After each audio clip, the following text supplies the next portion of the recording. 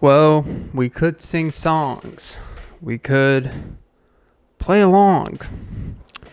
Or we could just go back and forth with my balls like ping pong. I do prefer the paddle.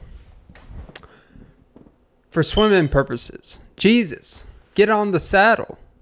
Let me whip you around and give you that without a paddle. Hashtag Shaggy in that movie. Where, what was it? What was the Davy Jones? Not Davy Jones. That's the underground thing off the Pirates of the Caribbean. The ugly octopus looking guy. The guy who jumped out and apparently had this secret $500 million. I forgot his name. DB. Is it DB Jones? You know, damn it. See, this is why I should have I always have my phone right here just in case I need to have my Jamie moment. You know, to have some active research. But I'm like, no, Clint. DB Cooper. There you go. DB Cooper. The myth, the man, the legend. I actually don't know much about this story, so I'll just kind of stop talking about it. But yeah.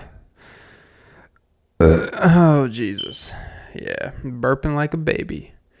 With that Gerber life insurance, which I don't have. But, like, why would someone my age get life insurance? Like, these heavy criticizers. Like, you should really start thinking about your future. It's like, what's the point of thinking about the future if the now isn't even all that great? We're thinking about the future of now is scary. Because it's like, because if you're preparing for the future, you're preparing for the progression of where you're at. It's like, well, the future of what it looks right now, I mean, I'm going to be dead by 50 with the rate I'm working at, you know? And with all the pre-workout I consume. I'm going to be like 70 years old in the gym consuming pre-workout. My doctor's like, hey, you cannot take pre-workout. You will die of a stroke in the gym, which I almost felt like today. And I'll still be like, well, then I'm going to die with the drive. Leg drive. All right, let's just stop the intro because I don't even know what the fuck I'm talking about now. But yeah, welcome to episode 212, I believe, of the Off and Be podcast with Clint Nelson. I'm your host, Clint Nelson. Don't forget to like, follow, comment, subscribe, hit the notification bell, but most important, ladies and gentlemen, don't forget to suck some titties. And boy, my mind is in a haze. I would say dazed and confused, but can you give me that green light? Book by Matthew McConaughey. Yeah. Still haven't read it. Just not into really reading books about general life philosophies. Nothing against it. Like, I love listening to him, even in his current state. But I just don't really, because, you know, the thing about life philosophy is that it's so relatable, but it's so not, I don't know, palpable is the right word. Palpable sounds like it's the right word, so I'm just going to use the word that I don't know if it compares. It's like the spelling bee. Can you use that in a sentence? Is it a synonym of antelope? And you're just like, how does knowing what the synonym, I think honestly all those like lifeline things they have in the spelling bee, it is just to delay and give the person more time to think about how to spell it. And there's nothing wrong with that. Use the tactics. What do I know? I'm not a 12-year-old from, you know, Taiwan, even though you can't recognize it as a country in some places. Maybe you can't recognize it as a country from China because that's actually where they keep the UFO information. That's where they have their, you know, Roswell. They have their own little base there. And, you know, they just, you know. It's funny how everything's made in China and Taiwan, but we're just not supposed to recognize Taiwan. Okay. All right. But yeah. I forgot what I was talking about, but yeah. But actually, you know, I've been coming across, you know, I was actually where I wouldn't have much to talk about this episode. Besides, by the way, recording this August 18th, 2023 at 5:07 a.m. Jesus. Eastern. For the archives, of course. For the archives, don't forget to suck some titties. And that's just for personal pleasure. And the archives. But, there's been this fascinating thing. So apparently, there is this very popular girl, right? She's apparently from TikTok. And her name is Bobbi Althoff. I don't know what's with all these, young girls these days. I don't know why parents name their kids Bobby, or it's they'll always give them some male name and then just put an I at the end instead of a Y. And it always comes from rich parents. There's no poor people giving their kid more of a only rich people can name their kids stuff that would not typically be associated with the gender because it's hey, yeah, you don't have to worry about all the disadvantages.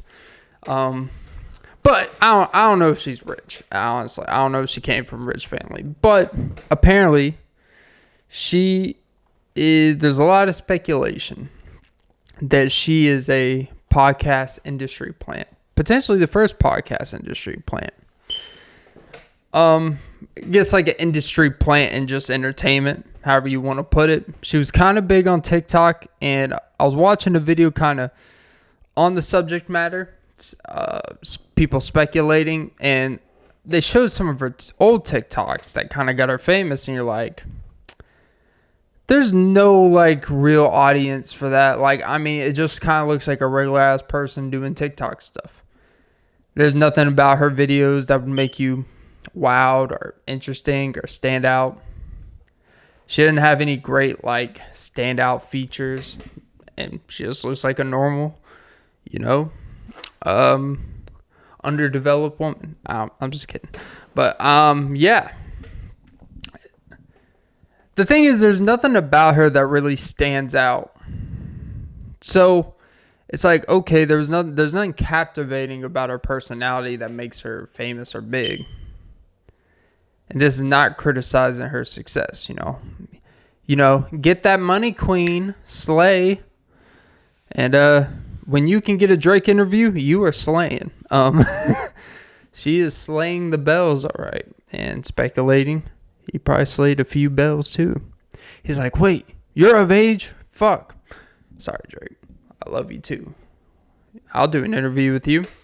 I feel like I just ruined my chance at a Drake interview. So... oh, Jesus. My hotline will not be blinking. He'll just say, I'm too good for you. But yeah. So, and the thing is I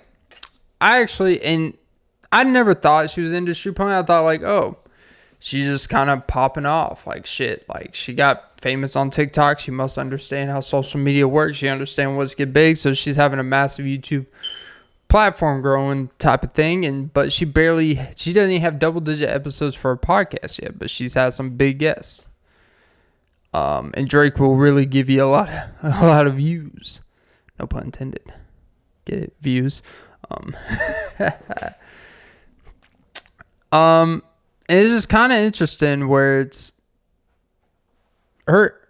I haven't watched any of her interviews except for one. Her literal first interview was with a comedian / podcaster who's has a big podcast in his own right called Rick Glassman. And I remember I came across, because I watch his stuff, so it came across my algorithm. And I clicked on it. And the whole and I get it was a whole personality. It was a whole quirky on her part. It seems so over the top, trying to be quirky or awkward, that it seemed kind of manufactured. There was nothing genuine about her awkwardness. It was so simple, state-minded. It was nothing genuine about it. You don't get any realness, any real moments from her. And Rick was kind of playing with it, but still trying to add something of value to it. And, I was this is interesting because it's something different I'm not used to hearing. But at the same time, I'm listening to it's not even genuinely awkward. You could tell she's trying to just be awkward. with simple stated, kind of just saying random things. You fill in the blanks. It's kind of like this improv, putting people to say. The more awkwardness you create, the more laughter. And it's just kind of like, I just wasn't feeling it, right? And I was like, you know what? I'm always open to the fact that maybe there's something I don't understand that other people do. And fast forward, thinking now, it's very possible that anything could get pushed if it wants to get pushed. And because it really does not make any sense for what's happening. Maybe what she's doing is exposing the fact that it's not really about your introspection and all this shit. It's really just about, do you understand what sticks out and what makes people captivated by you? And maybe she's exposing that part. That this whole thing where people feel like they got to be so interesting, where they feel like they got to have these great knowledge, this great explanation, this great over-the-top insecurity of always oversharing. And you see someone that shares nothing about themselves. They barely add anything to the conversation. You could barely say she's even hosting the show of the episode I see, and based off what you've seen clips. It is just literally like press record, and we are just going to say words, let some silences, fill in with more words. It feels random, but I'm pretty sure there's actually a very specific outline plan to what she's doing for the most part. And, yeah. And the thing, and typically industry plants, the idea can work in music, it can work in movies. It could work in entertainment where really like that person is not really reliant on doing a great bear the work. Like literally an artist and music wise, someone else can write the song. They have the whole band create the song. Someone can write the lyrics, and you just have to kind of be there and be the visual, sing the lyrics, be all right enough. And you could be nice and well. You could be an actor. You can never have to write a single word of it, contribute nothing. All you have to do is kind of study a little bit. They could write a very simple character that fits into everything. And, you can fit the means. Podcasting is one of those things where it's like, if you can't do it yourself, if you can't carry a conversation, if you can't actually articulate, or if you can't actually be what you're selling or what you're being presented as, you're going to get exposed pretty quickly. But then again, now that I say that, like if you have your own podcast, you have your own production team editing and all that stuff can always actually cut out your weaknesses. It can really make conversations sound a lot better than they were in real time. So I don't know, but for the most part, like over time, if you're doing it enough, like the truth about yourself will be revealed.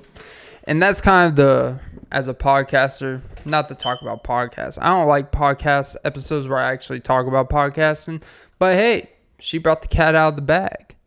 And like Drake, she love when I'm making her wet. Hey. Oh, Jesus. Talk about wet in the bed. I'm going to make you wet the bed. Hey. Hey. Don't worry. The Dunkin' sponsor is back. By the way, if you get a drink from Dunkin', bring it home, put it in the fridge for like 3 or 4 hours, and it will taste better. Well, make sure your fridge is cold enough. Don't find out that your temperatures in your fridge is not up to par, because then you're going to find out when it's melted, it's just watered down. But yeah, no, that's the beauty of podcasting, is that there are things that make no sense for why people gravitate to it. But I do believe that in her case that it is being pushed. But it's being pushed because a lot of people are watching it. But when your first video before you have a single subscriber or very minimal is getting tens and hundreds of thousands of views without a single like way to be in the algorithm already on YouTube, like something's like kind of weird about that. But apparently she actually is signed to a entertainment agency company, talent agency, quote unquote. Apparently it's the same as Drake's. So, oh yeah, and she took down the Drake episode, which is kind of weird. Now there's a lot of speculation of, because apparently she's married, and they look pretty cozy in that bed. I wouldn't be surprised if we found out she's not married anymore. Because as we know, Drake probably sent her husband to Wingstop. In that girl's defense, the Wingstop, I mean, it was a fiance for 7 years. Like, I'm not someone to force someone to marriage, but hey, if you've been a fiance for 7 years, or engaged, well, not fiance, if you've been engaged for 7 years, and Drake sends your man to Wingstop, and she's like, wait, you just did what Drake said? Tells me everything I need to know. Like, I'm not even mad at the girl. I get it. I typically don't take the woman's side in that situation. But you know what? You can't be engaged for 7 years and then someone like Drake comes along and, gives it that lemon pepper dry rub. I think that's really what inspired the lemon pepper freestyle. He's like, man, I've been kind of in a musical rut. I got this verse from Rick Ross. I just can't seem to put it together. And then he's like, can I get a lemon pepper order, please? And he's like, wait, if you order on the app, you got to have the link to order these. I'm such a fool. But yeah, I don't know, But yeah, no, podcast is an interesting thing because, it's really hard to be industry plant when over time, for years and years, you are reliant for having to keep up with that character for so long. And I don't know, there's just some kind of odd about her. Like, one of my pet peeves is when people, and it's kind of like the trendy thing now, people talk about being the trendy white girl, the trendy white quirky girl who's just like quirky. And quirky is such a dumb word. I hate that word because it really doesn't mean anything. All quirky means, like, when we speak about it, like, we know what quirky is when we hear it, but like, people couldn't really put in the words. It's just like someone that it's just someone that's naturally awkward, quote unquote, supposedly, but in reality, a lot of quirky people are forcibly awkward and forcibly think that being awkward is like this attractive quality. It's like, nah, I like people that speak in complete sentences. I like people that just speak normal or just don't. Like, not everything has to be like, oh, what'd you eat today? And you're just like, bread. And then you're like, what type? I with soup. And then like, well, don't fucking interrupt me. I hate quirky white bitches that want to interrupt me. All right, just get your $14 Panera Bread sandwich and shove it up your quirky butthole. And apparently you get unlimited sips. Well, unlimited refills, quote unquote. Which I feel like there's some catch to that. Like, I don't feel like I feel like there's like a whole weird process, and I'm pretty sure there's gonna be a fight at Panera Bread. There's gonna be some issues. Someone goes up with a cup, and then they're like, "Hey, you actually gotta, check in at the front, the scan your thing to make sure." It's like, but I have my cup. I don't really have time for that. Can I just go get my freaking unsweet hibiscus tea? And they're like, no, you gotta scan at the front. It's like, well, I'm not waiting behind 9 people when you guys take 8 minutes to ask people, what type of cheese Danish do you want with your $13 half sandwich combo? It's like, no. I'm just gonna go refill my drink and get the fuck out. What's the point of the promotion of unlimited refills if I have to wait to get a refill? And I feel like there's like a whole like weird thing. I don't know. There's just some, it just doesn't make sense to me. But all that goes to show you is that these companies can do whatever the fuck they want and still make profit. But the appeal, I'm not a marketing expert, but I'm going to assume the appeal of that, let's say they do it for the whole summer. You have an app, you pay a one-time fee for unlimited refills. It's a small amount. If you're going in there every day, you're not going to feel inclined to sometimes be like, oh, I'm here, I'm on a rush. I'll just pick up this. I'll just get this while I'm here. It's like, no, like, yeah. You don't think like, oh, yeah, we'll lose tens of thousands of dollars on some lemonade and shit, so people will overpay for our average dry-ass food as is. Like, these fucking places that are considered like these... I don't know how to describe it because they're not really healthy. Panera Bread is not really healthy. It's not actually really the most quality food. I would call it like a place where when people go there, they feel like they're getting whole food, right? Whatever the fuck that means. When all you're getting is like underserved bread, you're getting dry ass chicken, you're getting underserved, just stuff. And it's just one of those places that you feel like you're eating at a whole quote unquote place, but they're just wholly fucking you in the ass. I would do a podcast there. That would be nice. Yeah. I don't know, Shit, I'll be a podcasting industry plant. Plant me. Don't even let me grow. Just plant me and just pick me out right away. Like I will sell my... No, I'm not going to sell my soul. I don't have any soul to sell because all my shoes are basically done. You done though? That's why I tell my shoes every day when I try time. You done though? Oh, God. But yeah, you can tell the boy really was hesitating to do this episode. But you know what? I'm a man that just fucking does it. That's all I do. I just fucking do it. It's what I do. It's what I do. I just fucking do it. Which actually, I came across switch gears heavily here. Those TED Talks, I came across in one of those shorts. And there was something about a woman talking about how essentially, like, apparently, I don't know if she was a therapist, she was an author, but she did some where she gathered studies. So I guess she was a studyist. She's a studiist. I don't even think that's a word, but studies are duty. But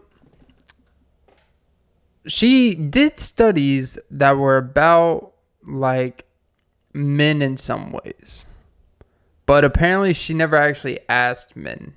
She never actually asked men in those studies about the thing that she was studying, which is kind of like, seems like you're not really good at your job. It's like asking, that's like doing studies about women and like, what's it like going through labor? And then, you ask RuPaul. Well, that's close enough, they fit the profile. But oh yeah, RuPaul's like, you have no idea what it's like dragging a baby in this race.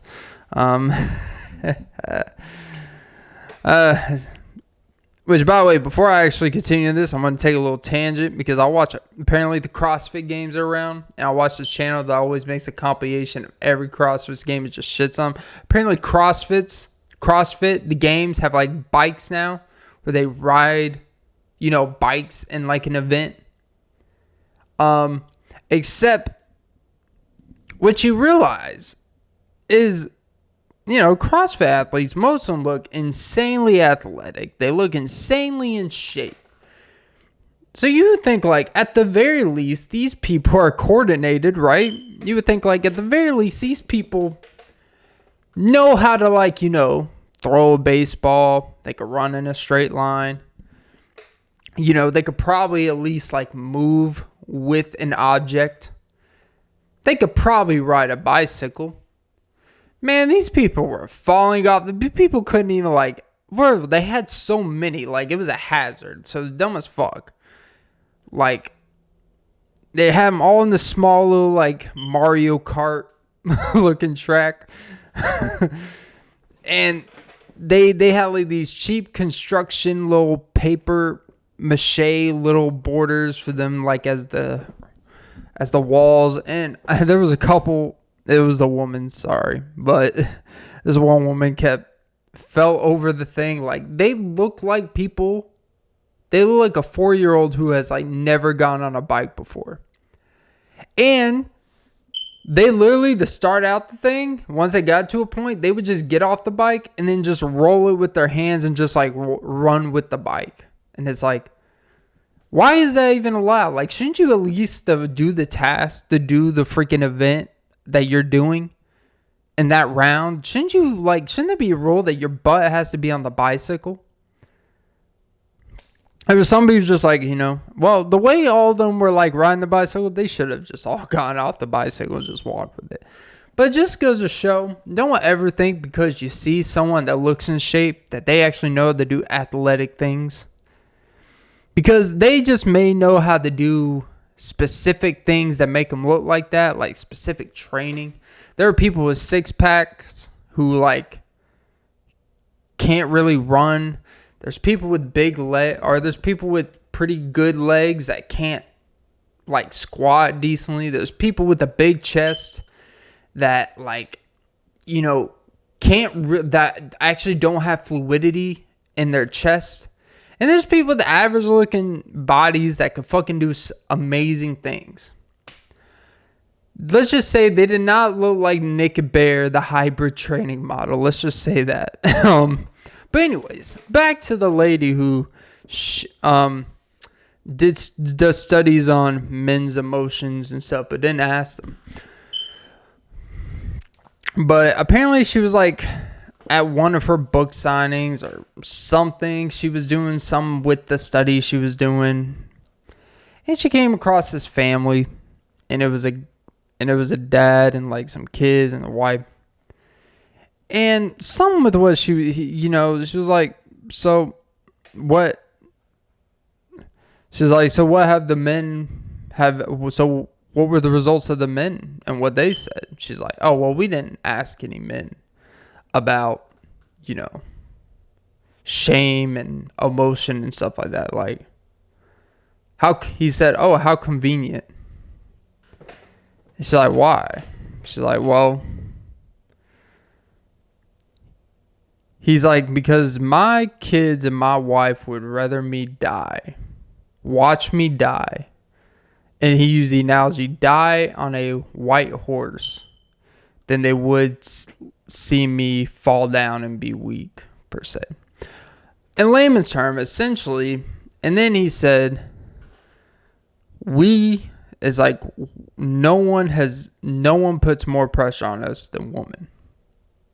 Right? He's saying, like, we feel pressure from other guys, but a lot of guys are a lot more encouraging because there's this understanding empathy for what a lot of men go through. And, naturally, a lot of women, what this guy was talking about, they're very blind. They're very, it's weird to use the term trained. It's more like a lot of women are very conditioned to just expect, like, men should just be like this, right? Like, this is just anything less than this, like, you're just not this. But if it was the other way around, and guys would be like, well, if women don't meet certain criterias, then they're just not women. It's like, no, we're more than all this stuff. It's like there's this weird lack of understanding of what it's actually like because you don't want to disappoint people. that you love. You don't want to disappoint people that you've made commitments in your life, but it didn't really look like, it wasn't really what you expected when you got married and had kids. Like, you thought it was going to be one, you thought you were going to be this great warrior. You thought you're going to have this unlimited backing. You just thought like you had this unconditional support as long as you did your part, and everyone would love you and be there for you. And it turns out that in a lot of cases, especially these days, no one cares. Shut the fuck up about your problems. No one cares if you're unhappy in your job. No one cares if you're unhappy in your life. You just need to do better. Like, that's always the answer. And that's typically what we have to default when we talk with other guys, when we talk to our friends and talk to our fathers and fathers. It's like, it's not that we don't care about what's happening. The problem is no one that's relying on you gives a fuck about what you're feeling or what you're unhappy about. But I feel why you're unhappy. Wow, look at Clint getting all serious and shit. But, this video kind of sparked that, I thought about, and I don't know, like, there's a certain part that you just kind of accept that comes with the territory when you want to be in a certain position in life and you want to be in a certain position of having a family and kids and all that stuff. And there's a part, then, I think every person has hesitations no matter how much they want to do something or be something. And then there's a side of the coin where you get it and you realize that it's not as rewarding, at least not as rewarding in the direct ways you think it is. It is not as quote unquote unity as you think. It is not as family oriented. Like, there's so many things it turns out that it's not. And that's the thing. Do you accept what it's not, or do you just kind of become so disappointed for it not living it up to the expectations? So then you blame everything for the sacrifice in your life and all this shit, and then it builds resentment. And then, that's when I think a lot of the bad shit happens within marriages or with whoever. And I think a lot of it stems from a lot of people, a lot of men today. We feel like truly we are just beings that are supposed to serve others. Even when you're not married, even when you don't have kids, even if you're not with anyone. Like, the way we are just deemed in anything we do, we are just there to make other people's life more convenient at the expense of ourselves in everyday life. It can be your job. It can be, I don't even know how else to put it. It's literally just in anything. And it doesn't even have to be towards people that you have an obligation. It doesn't even have to be towards family or a lover, girlfriend, wife, parents, kids. Like, it can be just most random, and we are just from anyone. We are just here to just what? And be like, well, that's just what it is.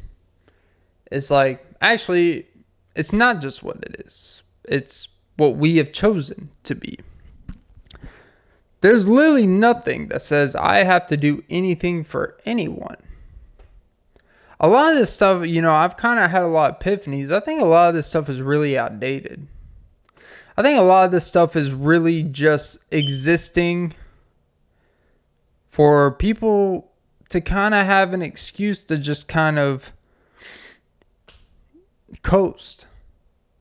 Like, me personally, this is kind of a controversial opinion, and I haven't always thought this. I actually don't really, I don't think there's a lot of things you should do until you're married. And I think you should have to show signs of things in time, but I don't know. Yeah, I'm going down a dirty path here. That I wasn't even trying to. Whoa, Clint. Whoa. But, you know, it's just the way I feel what I see a lot. I see the way people talk about us guys from many different ages. It's like we're just reduced to such a simple thing. But that simple thing is not enough to really be worthy. Like, see, here's the thing. Like, if you just reduce someone and say, this is all that matters from you, and this is what I'm going to value from you as a person the most, then you do that thing and be like, that's great, but that's what you're supposed to do. Now, you're supposed to do X, Y, and Z, fill in these blanks, and anything you lack, I will find a better partner. I will find someone better to raise my kids with. And it's like, but this is all you said that mattered. And apparently, it's not. And I think, you know, I think maybe we've been, us men, we're more than just people. We're more than just guys that make fucking money for people. We are more than just providers. We are more than just protectors. Like, we are actually people who actually are worth a shit more than just being simplified this task to just wasting our lives to make other people happy. Like, look, we have obligations when you get yourself in situations. You have obligation to take care of your kids and your wife and stuff like that. Like, I don't want that to get misconstrued. You have an obligation to take care of people you've made a commitment to take care of, whoever those people may be. But, you know, I think you always have the right to be like, I don't want to do this anymore. I don't want to do stuff I don't want to do. I don't want to work a job I don't want to do. I want to live a more living lifestyle. I want to do more of a kind of a freedom type of life where other things matter to me. Now, I also came across, I was listening to a podcast and kind of transition a little. This is getting a little even for me. And that he's Mark Manson. He was talking about like how you always hear the term that people change over time. People drift apart. They always say people drift apart. They always say that typically when they're with someone, they have that moment and they're like, I don't even recognize who this person is. And it's like, he's like, well, yeah, people change. People's circumstances change. Their ideas of what's important to them change. Like, if you met someone when they were full of life and had all the aspirations, the happiest in the world, and then you got together and you made them miserable as hell. No.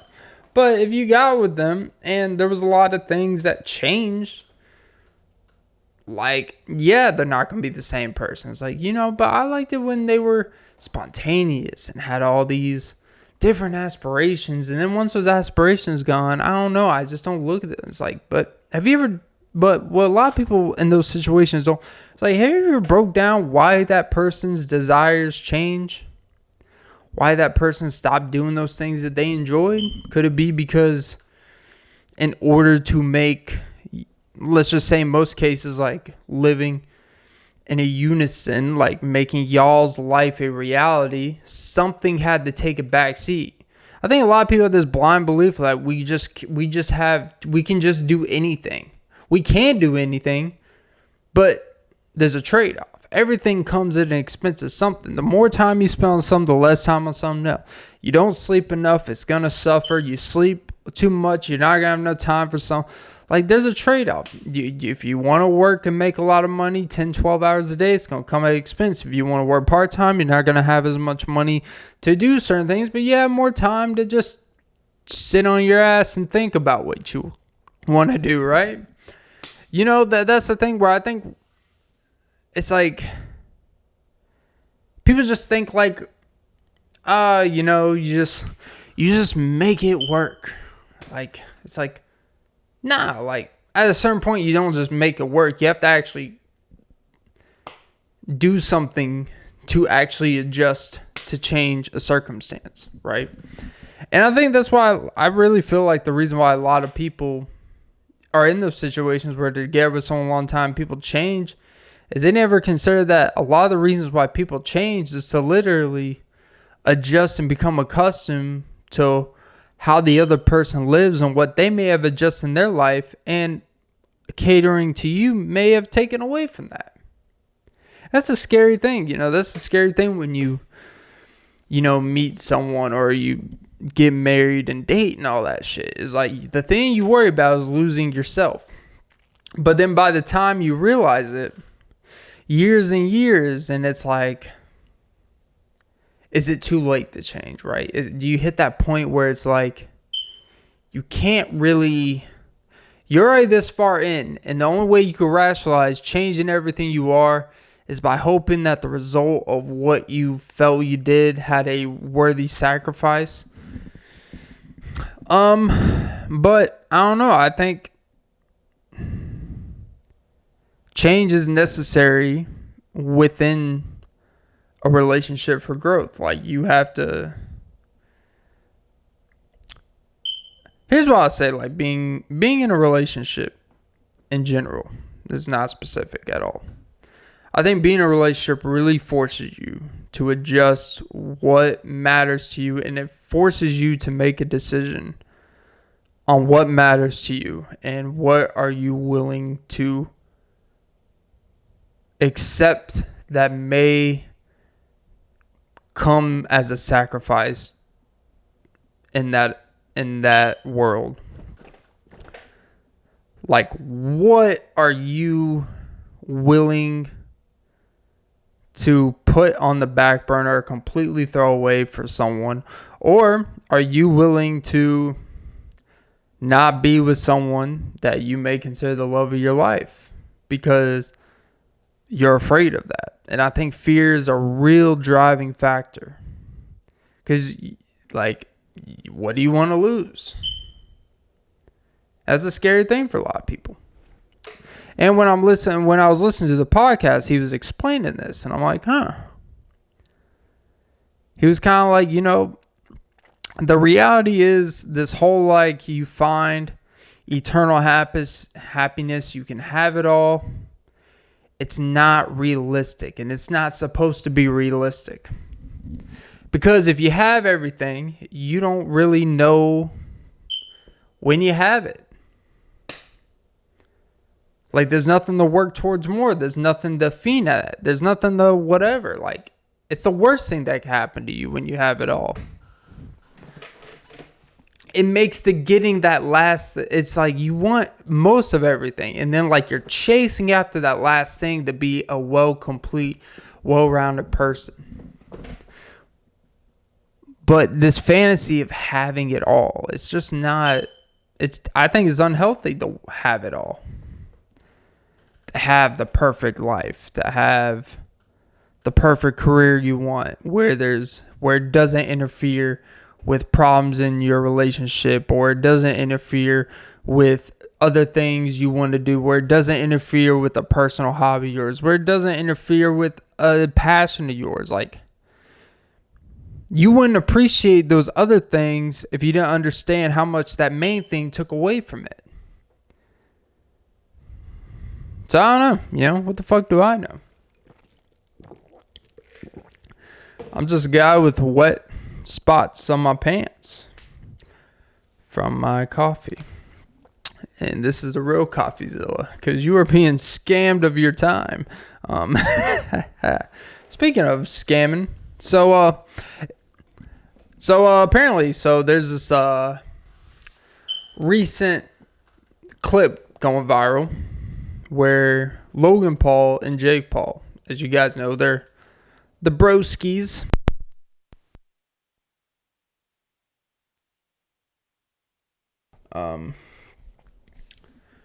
And so they were on Logan's podcast, and it was not long after Jake's fight with Nate Diaz.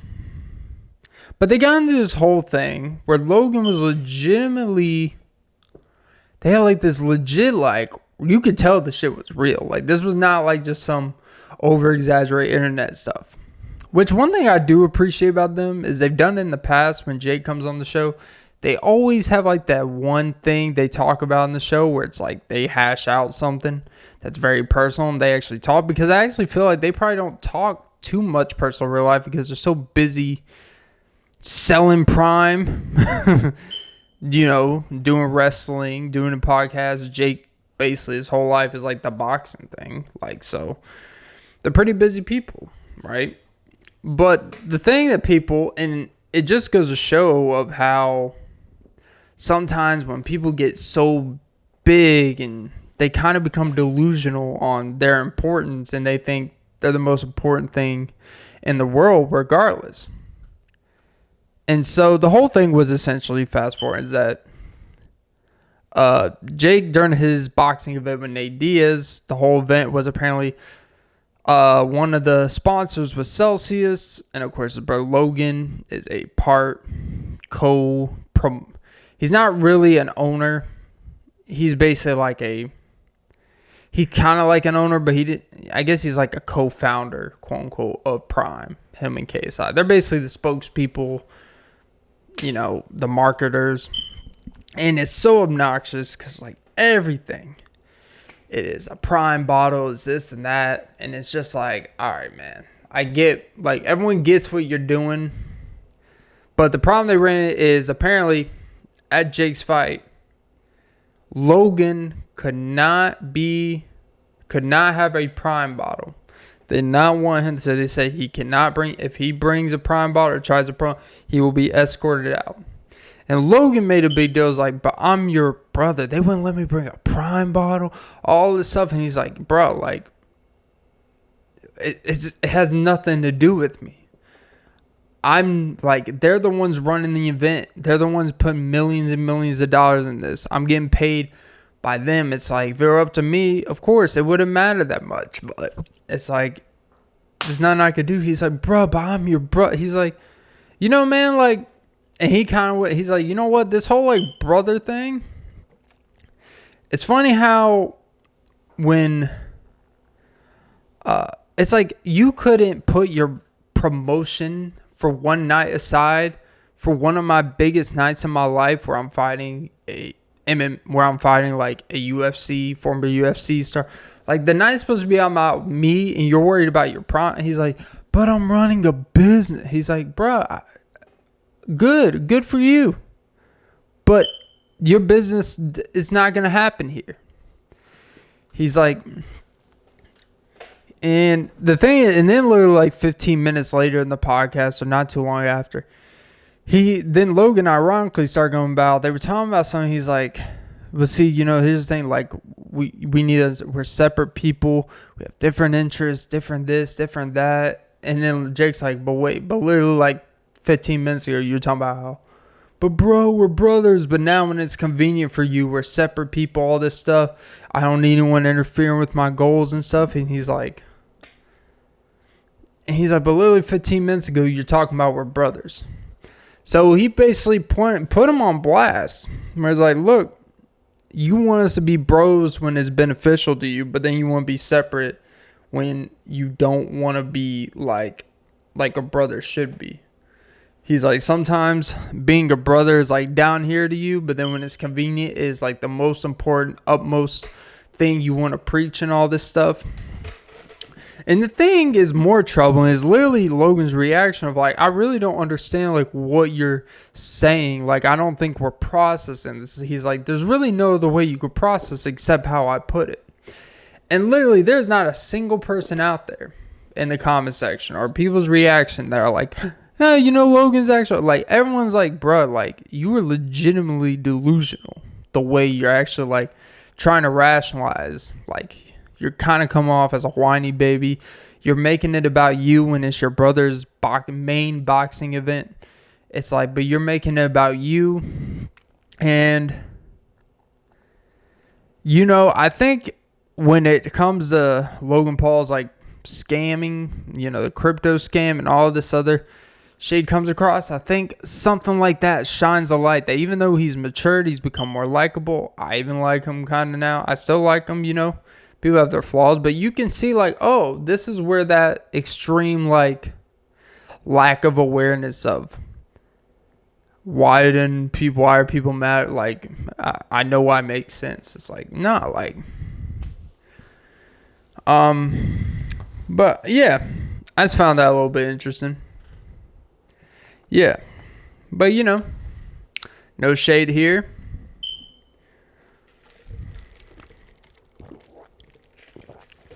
Woo, but yeah.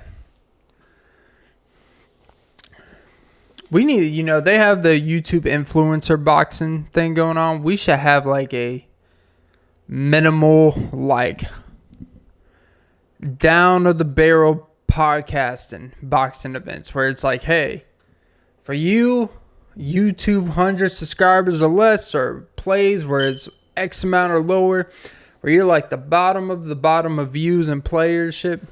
You guys all get in a boxing ring, bring clout to your podcast, and you'll get an extra 12 listens if you get your ass beat in this ring, right? That's the selling point. But it's kind of weird, it's like, as a small podcaster, quote unquote, at this point, or I shouldn't say small, because, I'm 6'1".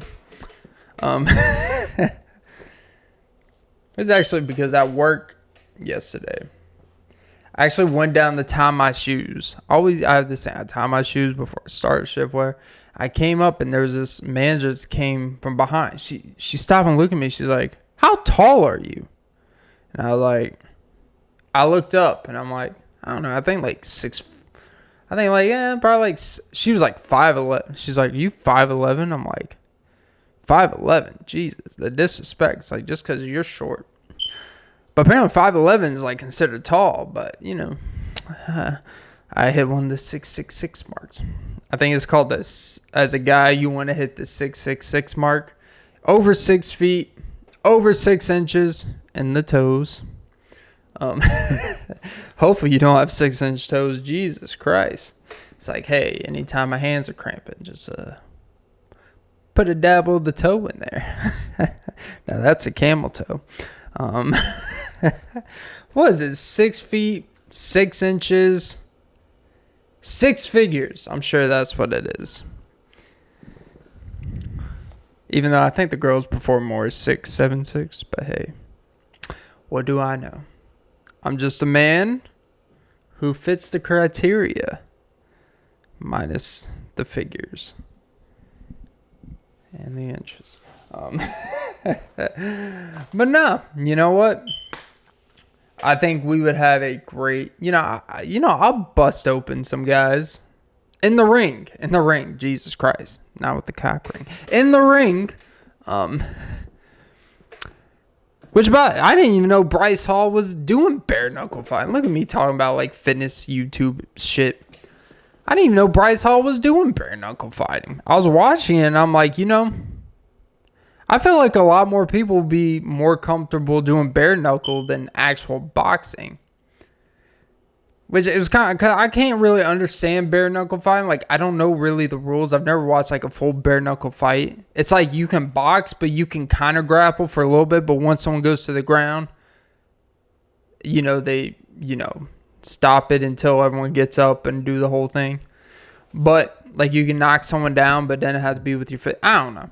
But I was watching like the clips of his fight where he actually technically won because the dude couldn't continue the fight because his eye was so fucked up or whatever. And I was like, you know what? I think a lot more people would be more comfortable doing this than actually boxing with gloves and doing all the technical stuff because they were just going in there and it just basically kind of like a street fight, but like with a little bit more like structure and moving around and feeling the opponent, but like you felt those punches. But I felt like in boxing, like, and I'm not the first person to say it, but when you're boxing, it's actually more of an argument that people made where actually boxing is probably more mentally like concussion because you're just getting repeated blows over and over because your head can take headshots from boxing gloves, or at least it feel like it can. But then by the time the damage is done, it's just wear and tear and tear. It's like, imagine like driving over 100 speed bumps, but at a decent pace. Not too fast, but enough where it could fuck up your alignment, it could fuck up your tires and all that shit.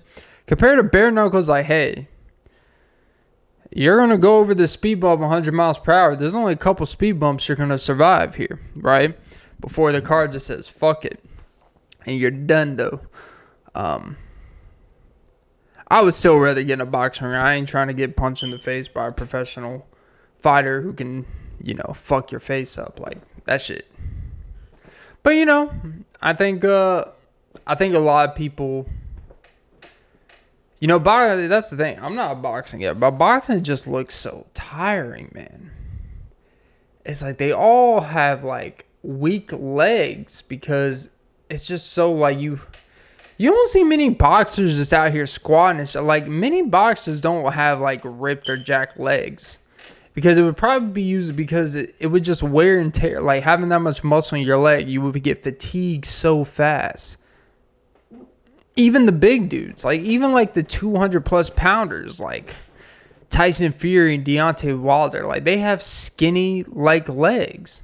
It doesn't mean they're not strong there per se, but like they're obviously not, squatting 400 pounds. They're obviously not doing, crazy amount of weight on lunges, and they don't have crazy quads, because that would probably actually hamper their ability to box well, because it would just be too much. They would be too stiff and shit. But yeah, isn't it kind of ironic that doing squats makes you stiff? Stiffer than the sock in my drawer. Hey, I don't have a drawer. Hey, you're a whore. Oh Jesus. Oh, Jesus, jizzed in my face for breakfast and called it toast scrambles. Yeah. I don't know, What you gonna do when the player comes for you? Yeah. So, any jizz. So, yeah.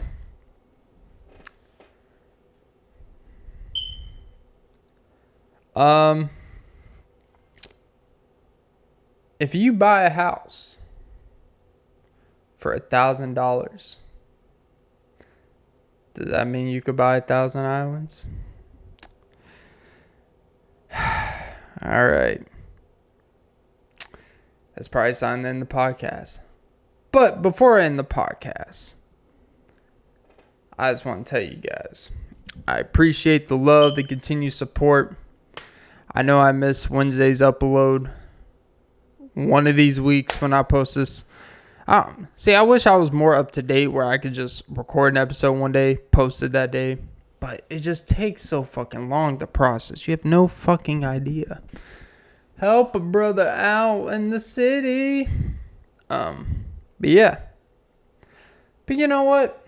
You gotta love life. You gotta enjoy. You gotta roll with the punches. And pay for better Wi-Fi. That's the moral of the story. You pay for better Wi-Fi. You can the world's at your hands with good Wi-Fi. Don't settle for Xfinity, $55 a month. Oh, but the internet speed works good on my laptop. Well, it doesn't really matter when you upload a 28 gigabyte video. Because then, you just sitting there for 5 hours for it to process. And another 2 hours for it to process in 4K. It's like, why the fuck does my video need to be in 4K? No one watches it in any K. I don't even run a K. What's it called? Like a 26 mile. What was it, 26 mile? They say it's a 5K or some shit. Like I hate the fact that we have to be influenced by the British or the Canadians where like, oh, we measure in kilograms. Like, oh, you think you're superior because you use less? For some reason, anytime we use a measurement that's less, we think it's more superior. It's like, isn't that means it's less accurate? I don't know. What the fuck do I know? I'm just a guy that doesn't weigh myself. And I should have weighed the options before pressing record. But hey, that's why you were just pleasured with episode 212 of the Off and Be podcast with Clint Nelson. I'm your host, Clint Nelson. Don't forget to like, follow, comment, subscribe, hit the notification bell. But most important, ladies and gentlemen, don't forget to suck some titties. And yeah, buddy, go get the rainbow back from the horse's tailpipe. And this cat's looking at me like, can you just stop recording? All right, I'm trying to sleep on my box. All right, guys, have a great day, morning, night, and that's a fart. Woo, titties.